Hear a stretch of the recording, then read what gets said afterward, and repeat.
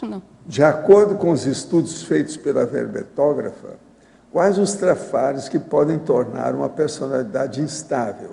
O que uma consciência ectoplasta e com temperamento estável pode suscitar? Essa é uma boa pergunta. Aqui no verbete, eu até coloquei aqui na parafatologia, na 11ª linha, final da 10ª linha e início da 11ª linha. O estudo dos traços intraconscienciais paragenéticos convergindo na presença do temperamento instável. E aqui no processo do verbete, a gente pode ver algumas questões que falam sobre isso. Na trinomiologia, nós temos ali, logo na primeira linha, o trinômio poder, prestígio, posição. O trinômio sexo, dinheiro, poder.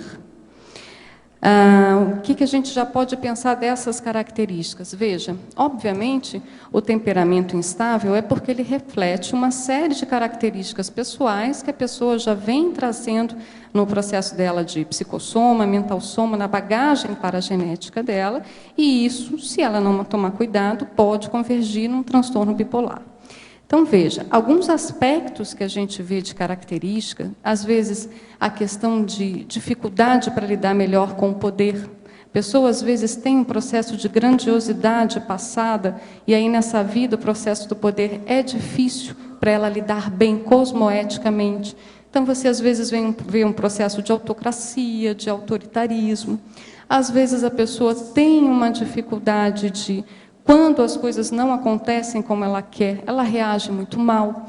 Então, isso entra muito nesse trinômio, poder, prestígio, posição, e sexo, dinheiro e poder. Obviamente, tem outras características, e que a gente pode até ver aqui no processo da binomiologia.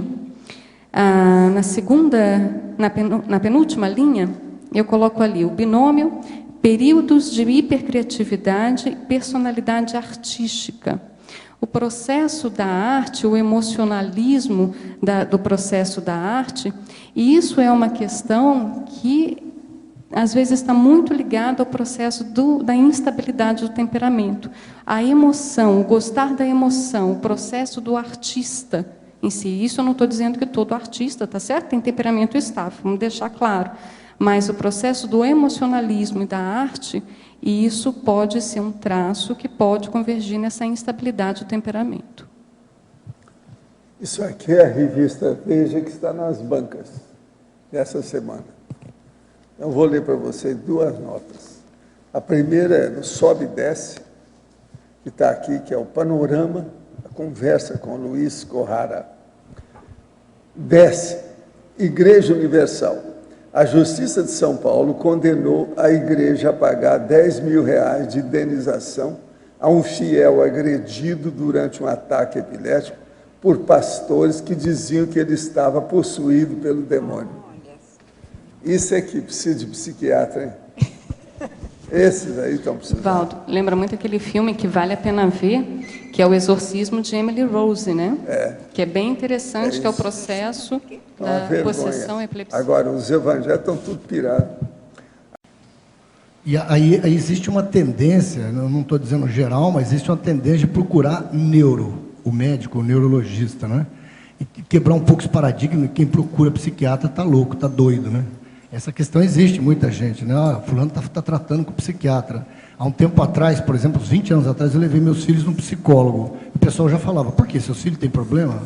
Isso há 20 anos atrás. Esse paradigma do psicólogo se melhorou bem agora, é uma coisa mais corriqueira.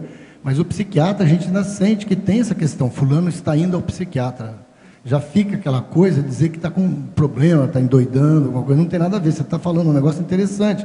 Você vai ver uma questão que pode ter desencadeado uma postura, uma situação de hoje, que pode ser consertada, às vezes, com um medicamento, com uma mudança de atitude, da casa daquela moça que você falou lá, do salão. Não tem nada a ver com a situação mais grave ou mais patológica, né? É interessante a gente ver assim, o processo do preconceito, né? E, de fato, eu concordo com você. Ainda tem muito preconceito da pessoa ir ao psiquiatra, o preconceito com o psiquiatra, o preconceito com a psiquiatria. Isso é muito comum ainda. E, olha, das pessoas muito menos ignorantes do que você espera encontrar. Eu não sou daqui de Foz, eu sou do Rio. No Rio de Janeiro, por incrível que pareça, com relação à Foz, tinha um preconceito muito maior.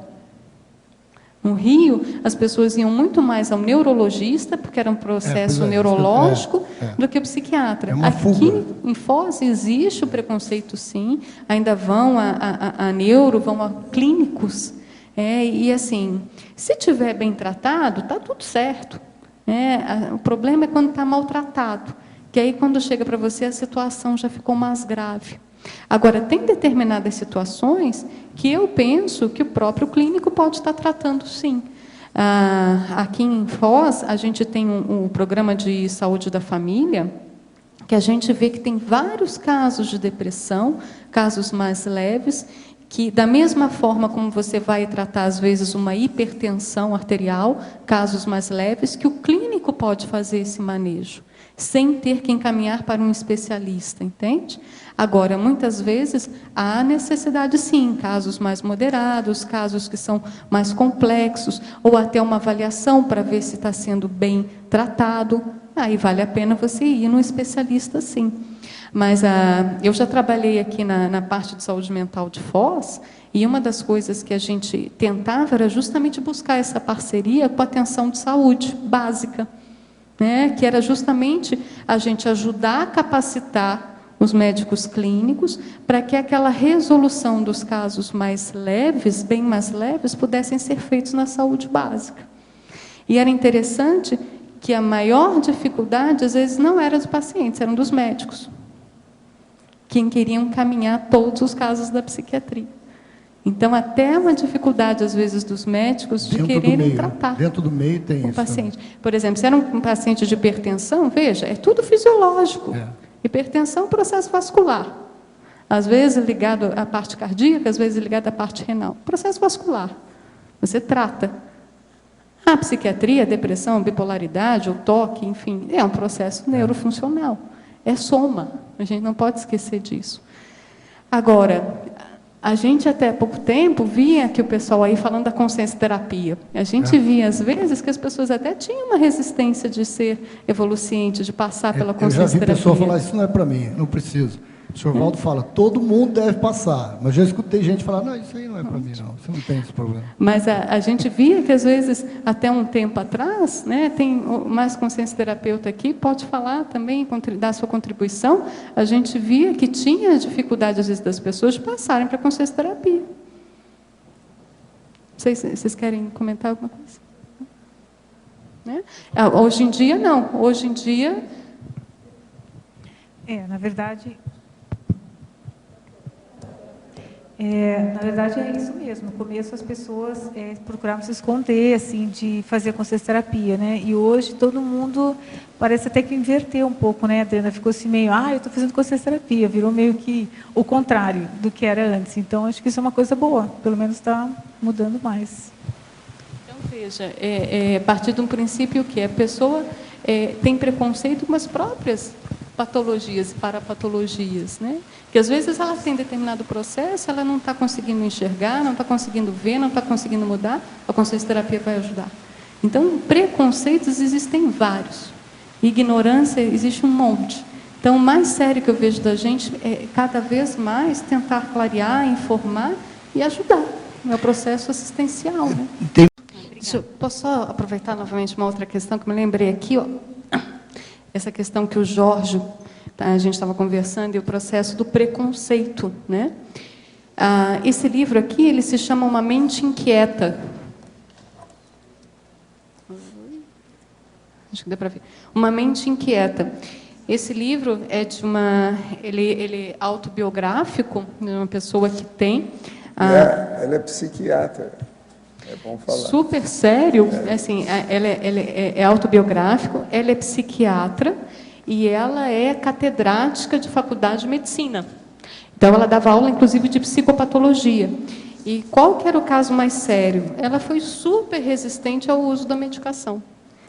Então, olha que interessante, do preconceito dela, do autopreconceito dela com a doença, ou do preconceito dela de fazer medicação, ela começou a ver todos os malefícios que ela tinha em se manter daquele jeito, ela deu a virada.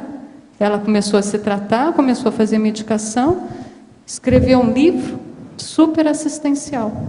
Justamente pessoas que possam ter o mesmo quadro dela, que podem olhar. E isso ajuda muito no processo da desmistificação.